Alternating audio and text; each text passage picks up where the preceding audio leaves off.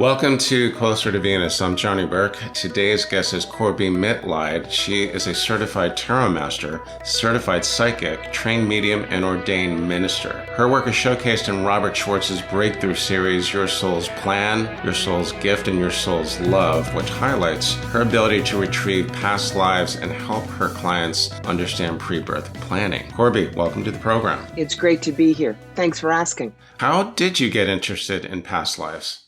The way I see it is when spirit says, okay, you're working for me, it kind of rifles in your file cabinet to see what you got. What's my background? Theater major at Brown University, professional actress in New York. So I understand characters. Words are my drug of choice. I'm a writer and a storyteller. So I understand how a life rolls out. I've been interested in history since I was a child. Put all of that together, and when someone asks me for a past life, I don't have to say, big hat, long skirt, it's old-fashioned. I can say, okay, that's a hobble skirt, you're in a picture hat with an ostrich feather, and that's the Brandenburg Gate, so this is probably Berlin in 1911. That's the exciting part, to give them pinpoint accuracy. So the path of you becoming a medium was pretty much a no-brainer. I was interested in that kind of thing since I was 9. I read a book called The Witch Family by Eleanor Estes. I knew there was magic in the world. I wanted to go find it. 1973, bought my first tarot deck. We were all hippies then, and read for 20 years to keep my ego out of it and be a clear channel. Spirit felt that that was good enough in 1994 that all of a sudden I could do hands-on healing and talk to dead people with no training. And it basically handed me my draft notice and said, hello, you're working for us. That's when I started doing it part-time, full-time after 9/11.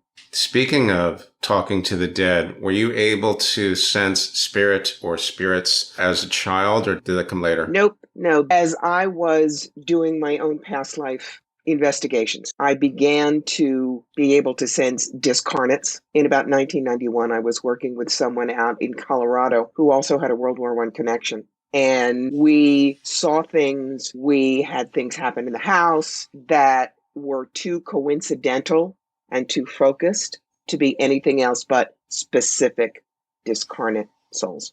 You mentioned the tarot. How does that figure in your intuitive gifts? And how do you basically get away from the fact that that tends to be classified as a parlor game? Well, if it was just a parlor game, then it would have no meaning except what you read in the tiny little books.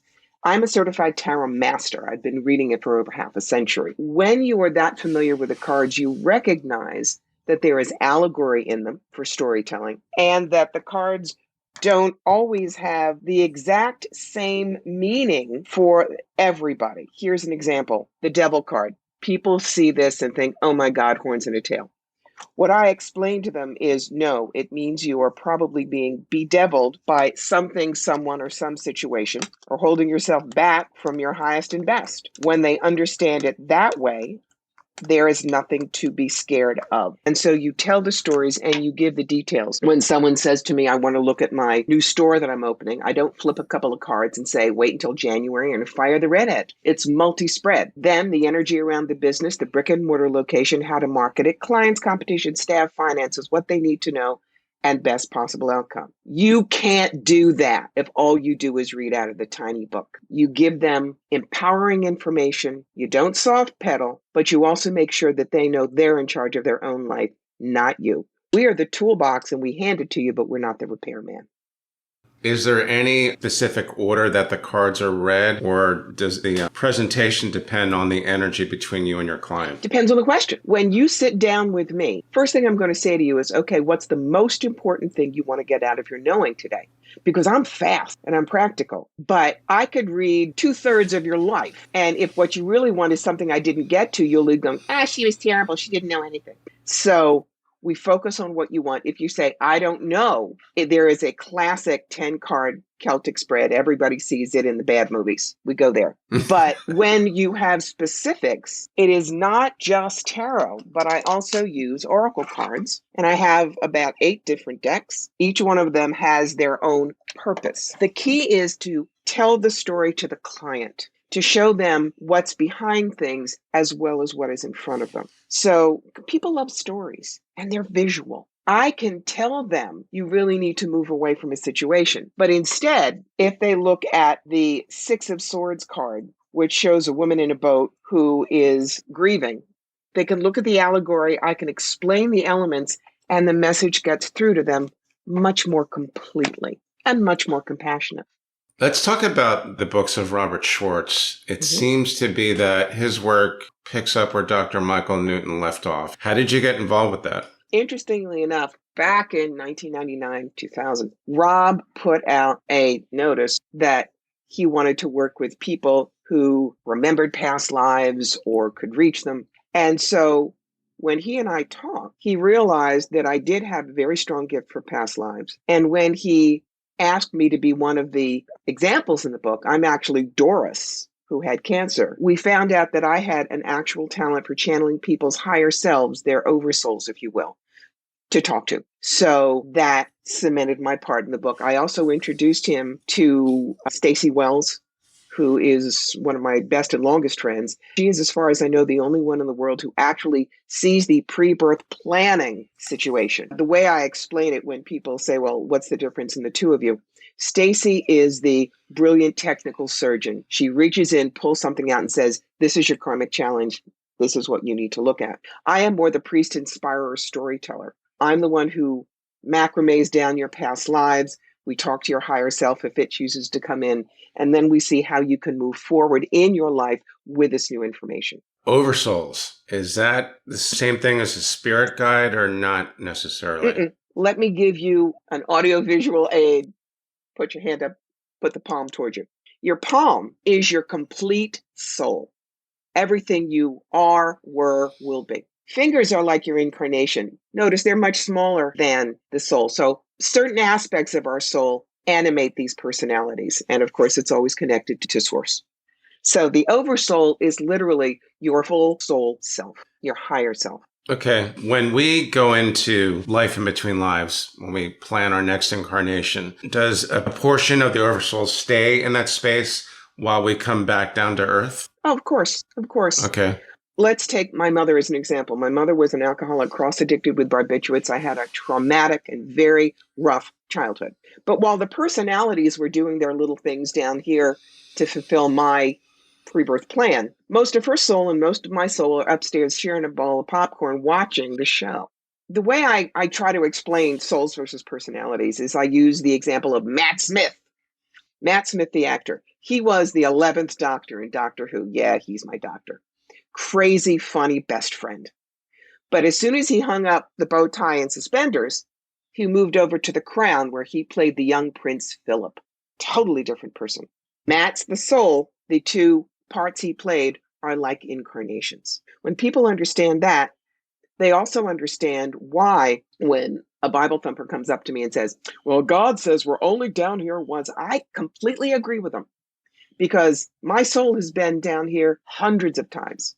Corbie, Johnny, we get one and done. There will never be this recipe down here again. Very good explanation on the souls and the actors, because what I've heard over and over again is that when we get into that in-between space, it's almost like casting a movie. And then we decide on our parts. And then we come down here. Of course, by the time we get back down to earth, we obviously forget that what happened in the in-between space. That sound accurate? It does. It really does. Stacy sees it kind of like a computer flowchart. Okay. And it's one of the other reasons why when people say, I'm such an old soul, I don't want to come down here again, I guarantee they're not. It's just that the personality is really tired. And the ones that say, God must hate me to do all of this. No, because this is merely a part, okay? Use a Star Trek reference. Kai Wynn was a character everybody hated in Star Trek Deep Space Nine. But the person probably knits and feeds cats. So why did they write that part? To prove a point. Why are we going through, as David Brooks in the New York Times says, the dark century right now? It's because we all agreed that this is where we need to be at this time. What you just mentioned is an example of a soul agreement, which could be part of a soul group. And a lot of us are familiar with the term, speaking of hippies, soul brother, soul sister, that seem to be derived from soul groups, soul family, and agreements that again, are parts that we play when we come down here. Either we had stuff to work on or someone in the group is going to benefit from that. Yes, I'm going to bounce over into, well, why did bad things happen? Because it's not bad karma versus good karma, guys. That's kindergarten. Rob has come up with the idea that karma is 5 things: unbalanced energy, which is a neutral, healing, service, contrast. To learn about abundance, you have to have a rich life and a poor life, and healing of beliefs. So let's take an example we all know, Ryan White. Ryan White was a kid in the late 80s, early 90s who got AIDS from a blood transfusion. And this was before we knew much about AIDS at all. So he was made a pariah in his town. He wasn't allowed to go to school. They were treated horribly.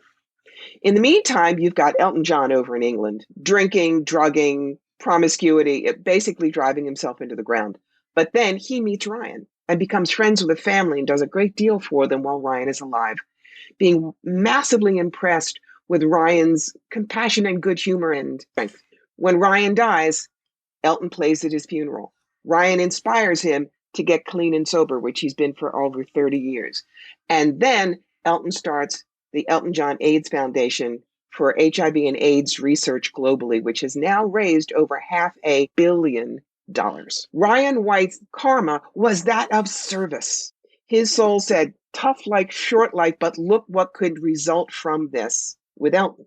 So that's why he didn't get AIDS and die young because of bad karma. He did it because he was a courageous soul. And other people in that group can benefit from the experience. They could learn compassion. They could Yes, learn. I'm sure that he and Elton are in the same soul group. Really? Okay.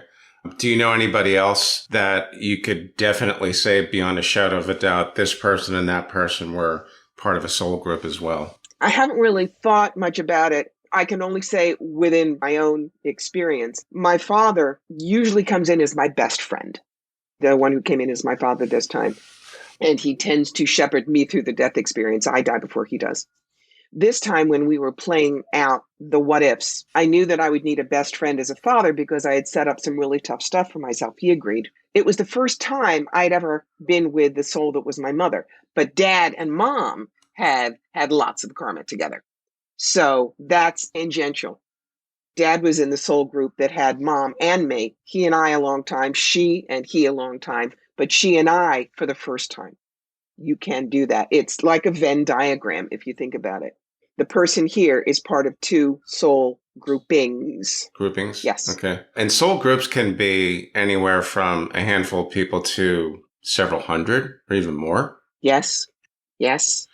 I would think that Jim Jones, who had the poison Kool-Aid, the people who died there were all from a soul group. Working with past lives, is it common for everyone who works with past lives to stumble into that in-between space, the pre-birth planning, or is that not necessarily true? I don't know how other people read because there are literally, I am sure, hundreds of thousands, if not millions, in this 8 billion person world who can reach the past lives.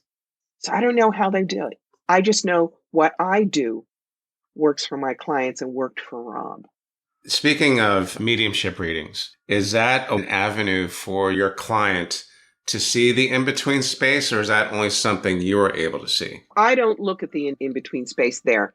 Mediumship is literally on the phone line between you and Dead Aunt Mabel. Mm-hmm. That's what it is. Okay. Channeling is different. Channeling can be Esther Hicks channels Abraham, Jane Roberts channeled Seth. I think Ronna Herman gets Archangel Michael. Channeling is bringing down information that we couldn't get normally. Okay. So can I channel? Yes. Can I talk to dead people? Yes. But I see it as 2 different things. It seems that they are, and I do believe that channeling and mediumship are often confused. It seems to be there's a very gray area where it could be one or the other. But how are you able to learn about or access the in-between live space? For me, it's tangential. Stacy's the one who gets into the room. Mm-hmm. But if you came to me and said, for instance, why is it that I'm dealing with poverty in this life and I can't seem to change it? The thing that I do specifically is I will go and I will look at your past lives. And I'll find, if you will, causal life. Let's say that you were a slave trader in 2nd century Rome. And a lot of the things you did then, your soul decided that it was going to have to learn this, this, this, this, this. I'm not actually in the pre-birth planning session, but I have the notes. And from there, I'll pull down 2, 3, 4, 5 lives to now to show you how you've been working on these things from life to life. Then we decide how to make it better, stronger, brighter, change it for the better now. Reincarnation. Based on your work with past lives, we can assume that's pretty much a no-brainer. You don't have much of a doubt that that is the way things work. Duh. Right. If I can quote, nobody is smart enough to get it done in one, kids. You're just not. How many times do you think we actually reincarnate? As many as we need to.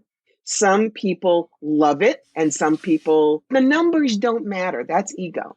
Well, I only had to incarnate 697 times. You were at 2,000. Well, you get off the horse. There are so many things we learn down here because it's duality, because it's compacted into material that you can't learn when you're up there. I will use the famous example of the white room. White room, white walls, white carpet, white piano with white keys. You're in white clothing. You don't know from black. The Eskimos have 250 words for snow. They don't have one for palm tree. What's that? So down here, we learn different things. For one thing, we come both male and female. You got to be, both sides of the door to understand. It's also, I think, are you human or other? Believe it or not, yeah, not everybody down here is completely human soul. There are people who feel they don't belong here. There are people who long to be out of the body. If you see the movie Powder, it's a brilliant example of other. Me, this soul has been human all the time. The human experience, sometimes it's tough, but it's what I love. But I also happen to be a bridge, an ambassador, because other does not frighten me. It's one of the reasons why I wrote for ElfQuest, a wonderful science fiction fantasy graphic novel series, for 10 years, because I understood what it was to be a human looking at these elves that were actually from a far star home without being afraid of them. So when people come to me and they're very lost, I'll give them an experiment. I'll say, I want you to close your eyes. I'm going to say 2 words to you, and you immediately tell me which one you resonate with, human, other. And if their eyes fly open and they say other, there's this look of relief, because this world, humanity, look at galaxies. You really think that we are the only experience of a living creature that can be had? Oh, please. Quite a few people, intuitives, talk about how it's very common to reincarnate from other star systems. And I can imagine the eye rolls and people that think all this stuff is woo-woo nonsense. But one of the things that comes to mind immediately is David Bowie. They called him a starman for a reason. Tell us a little bit more about how that works, reincarnating on Earth and reincarnating onto another world. All right, fine. I go to Syracuse University. Mm-hmm. I want to do a semester at the University of London. I'm a foreign exchange student. It is that simple. Really? Okay. It is. If most of, if not all, of my experiences are in a human soul, then if I go to planet Zorch and I become a Zorchian for one life, I'm other there. I'm a foreign exchange student. But it's how the soul chooses to form itself. Eventually, we're all drops of water in the ocean. And the drop in the Atlantic Ocean may think it's a little different from the one in the Pacific, but it's all just water. Now, I read something this morning about some of the predictions of Nostradamus. Currently, one of the predictions is in 2027, we are to be invaded by aliens. Many of us are of the opinion that there are good star beings. I'm not going to call them aliens anymore. Apparently, they don't like that. Good star beings that are protecting us from other beings that are not so nice. What are your thoughts? Depends on how stupid we get in 5 years, okay? Mm-hmm. Invaded is what someone would say if they're always scared of out, okay? So yeah, it could be Mars attacks, but it could be Star Trek First Contact. You don't know. Eventually, somebody out there is going to want to set foot on Earth if they haven't already. Or they may be here already and they may see that we are simply not learning. And like Hitchhiker's Guide to the Galaxy, they may decide, okay, fine, we're going to blow up Earth because we need a new en route to the freeway. We don't know. Right. What are you going to do in the next 5 years? No idea. Are you going to panic? Are you going to prep? Or are you going to say, if all I have is 5 more years, how can I make it count? Because even if the aliens from Planet Zorch invade, they don't grab your soul. They vaporize you with a ray gun. They don't touch the soul. That's just how you decided to leave. That's how you get on the bus. I cannot be afraid of that stuff. I can't, because there's no point in it. For the casual observer that may or may not believe in past lives and reincarnation, or maybe they do, but they don't see any evidence, one of the biggest takeaways would seem to be that we don't die. Our bodies expire, but we seem to come back over and over again. And David Crosby, very famous musician, was quoted as saying, "I'm one of those folks that believe we go round and round." They had an album, I believe, called Deja Vu. So what are some of the most important things that people need to know about the in-between space, about pre-birth planning and reincarnation, that firmly takes it out of the woo-woo category? How do you do that? I really don't know, to be honest, because if somebody doesn't want to believe, they are not going to believe. The experience that I have had with remembering my own past lives, realizing that I can actually talk to the incarnation I was before. How did they do that? Because who I was 2 lives ago as the German World War I pilot doesn't have the same soul mix, ingredients, if you will, as I do. There have been some resonances. For instance, he was an engineer who played the violin. My grandfather could have gotten a degree at Juilliard. He was that good at the violin, but his family said, no, we need an engineer to work in the family factory. People look at a picture of me and of this pilot at the same age, and they say, oh, wow, was that your grandfather? You look so much like him. What do you know? When literally you don't know anything about World War I, you're afraid of Germans because of how you were brought up. And all of a sudden you go someplace and you see a World War I German reproduction plane fly. And it is so internally shattering that within a week you have to speak German. You need to know everything about World War I. You look up the pilots, and some you don't know, and some you love, and some you can't stand. That is the plan in your pre-birth plan. That's when you get triggered. That's a spiritual awakening. When I had to deal with cancer 3 times, third time was a second primary, but the operations needed took my head out of the body is all I'm worth and gave me a very ordinary looking body, took away the constant idea of the physical package is important, and gave me my, if you will, my teaching credentials. So all of this had to be planned pre-birth so that these lessons could be learned, because there was no cancer in my family. Why would I get it out of the blue? Did my mother have cancer? Yes, but she was a 4-pack-a-day smoker. I don't count that. But standard otherwise, no. You have a course catalog. You're going to do double major plus lab or gut courses. You decide that in your pre-birth plan. Spiritual awakening is a term that gets discussed quite a bit. In some cases, I'm not sure if the people really know what they're talking about. I'm not talking about intuitism, I'm just talking about more like in a casual sense. Is it fair to assume that a real spiritual awakening is tied to decisions made in the in-between space, the pre-birth planning, as you say? Yes, they're set up for you. You can get a spiritual awakening through a near-death experience. They are never casually planned. Or through a clap on the head, or through death of a loved one, or through living through an earthquake, or a divorce that takes you from multimillionaire to poverty. These are things that wake you up. They catapult you out of the everyday hamster wheel of this is just where I am.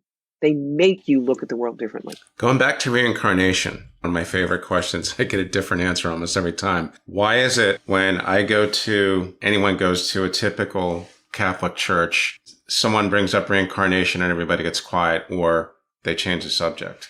Why is it that the Catholic Church still, after all these years, these centuries, they don't believe in reincarnation? Why do you suppose that is? The Council of Nicaea got rid of it. The idea that you could screw it up this time and without kowtowing to the church, get to try it again next time. Oh, no. No, they want to say, this is the only life you have, and you are filth, and you are sinful, and we are the only gateway to make it all better. Which is obviously a distorted view. Right. There's a difference between what I call Christianity and churchianity, and that's churchianity. And that was the Council of Nicaea. Was there a specific reason they basically just expunged any mention of it in the text? Yes, because it took away the church's power to instill fear and obedience. Mm-hmm. That's why. Now, since we're talking about these type of things, have you ever had any corroboration or confirmation from spirit guides and beings of light and that type of thing about these thoughts, or is that just a gut instinct? About the Council of Nicaea? Right. The reason I ask that is I notice a lot of these intuitives do profess their love for Jesus, even though they are not a fan of what you call churchianity. They believe the Bible's flawed, and some will even come out and say, Bible's a useless document. Church is BS. Think of Jesus. I absolutely believe in the Christ consciousness, but Jesus just happens to be the most famous suitcase that brought it down. Okay. Okay. Was he a real person? Yes. Was he a good rabbi? Yes. Did he do miracles? Maybe. I wasn't there. But he was turned from a mentor to a guru and a cult leader by those who took it when he was dead. So you would consider Jesus among other beings as an ascended master, like Buddha? Transcendental soul, maybe. Okay. Yogananda. Right. Buddha. Confucius. These are people that been there, done that, sold their franchise in terms of coming down time after time after time again and have learned things. Because remember also, time is a web, not a line. Could be my next life is going to be in 1752 Germany. We see time as linear. I'm glad that you brought that up because you're telling us that it's possible to be reincarnated into the past. And there are some that believe that all of our incarnations are happening all at once. Maybe they are. This little pea brain can't quite hold that. Right. But, we're all going to know when we're dead. With the amount of mediums, psychics, intuitives, empaths, people that talk about speaking to Jesus and not in a religious way, I guess really started to pick up around 2012 or so. Yeah. Is there one single event or a group of events that's responsible for that or tied to that, or is it just pure coincidence? It's not coincidence, but I also don't think it's a singularity. I think that in these times, people are trying to connect with what they believe in. But if you think that you're talking to Jesus, and if Jesus says, this person is sinful, you have to slash their tires. No, kids, that's your ego. That's your ego. Okay. And that's part of the problem with people who think that they channel Jesus. Because he is such, at this point, a polarizing figure. Also be careful if you're channeling Whitney Houston, George Harrison, Robin Williams. How do you know that isn't just what you want? You don't, right? Exactly. Right. Exactly. Okay. How should someone who's been interested in past lives, when and how should they get a past life reading? Don't get a past life reading just because you're interested. Don't go to a site and say, I must have been Anne Boleyn because I can't wear turtlenecks. No, my darlings, that's not how it works. That's great. When you have something that occurs that just keeps eating at you, I'll give you two examples when I have done past life readings, fast ones. Mm-hmm. A woman comes to me at an expo and says, I'm really worried about my son. He's 29. He won't make any decisions without talking to me. He won't live more than a mile away. What's going on? Got quiet for a minute, went upstairs, said, okay, I'm seeing 1944 Utah Beach. He's on the beach. His leg's pretty mangled. You're his commanding officer. You are dragging him over a dune to hide him. You take some shrapnel too, but you both make it off the beach alive. You saved his life. She looks at me and she says, do you see what rank I had? I said, yeah, you were a sergeant. She goes, he's been calling me Sarge since he was 3 years old and we've never known why. Wow. So that's one. The second one, a woman was from the Midwest. She had no connection with the Civil War at all, but was always fascinated by the Underground Railroad. Again, got quiet, went upstairs. I see a small whitewashed room, low ceiling. In fact, the two tall gentlemen who are in it are standing with their heads bent over because they're too tall for the room. And you're kneeling by the bed. Looks like your dress is about 1862 or 3. It's gray. It's got black soutache around the sleeves. And there's a rickety iron bed. And in it is a very old, wizened black woman who is dying. All of you are full of grief because she had made it up from a plantation in Mississippi. She was this close to getting to Boston, which was the end of the railroad for her. But she was dying and she wasn't going to make it. And I opened my eyes and this woman has tears rolling down her face. And she says, I have had that dream for 20 years exactly. I have never known what that was. Wow. But it doesn't mean my aura don't stink. It just means that I'm the channel that Spirit asked to get the information to. We mediums, we channels, we are only the tube it comes through. It isn't us. Right. because ego is one of the most dangerous things for a metaphysician. When we start thinking it's all about us is when we're going to lose that gift. I've never had anyone tell me that mediums or any intuitive is in danger of losing a gift. So you think the ego can actually get in the way and shut it down? That's right. Not that it is taken away from us, but what if I thought this woman is going to think I'm crazy? Or I don't believe that she would have been that important. That's my ego passing judgment on what I'm seeing. With mediumship, one of the reasons why I will never do it in public. Canastota, New York, years ago, there was a biracial same-gender couple. The black partner had died. Her white widow wanted to speak to her. Now look at this face. Grew up in Cherry Hill, New Jersey. I have manners. But what came flowing out of my mouth in flawless urban ebonics, I can't say on the podcast. Actually, you can. It would not. All right. Fine. She said, well, shit, if it ain't my white bitch. But the woman sitting in front of me is laughing and nodding because that is how her partner, Isabel, walked into the house coming back from every business trip. If I had censored that or gentled down the words to her, that's ego being afraid, and she would not have gotten that absolute message. But when we know we're just a tube, we put it out there and we trust. Right. You don't make a judgment on it. That's right. And it's that way when you do psychic readings or tarot readings or whatever. You're the tube it comes through. Don't censor what you get. I think that's good advice for anyone who's interested in looking into a reading. Corbie, thanks so much for joining us today. How can our listeners find out more about you online? Oh, they can't avoid me. Go to my website, CorbieMitleid.com. You can find me on YouTube, Pinterest, Instagram, Medium, Patreon, all under CorbieMitleid.com. And on Facebook, it's Fire Through Spirit. Excellent. I will put your link in the show notes and the transcript as well. You've been listening to Closer to Venus. I'm Johnny Burke. If you enjoyed today's episode, please consider subscribing. You can also leave us a review on iTunes as well. Thanks again for tuning in, and we'll see you next time.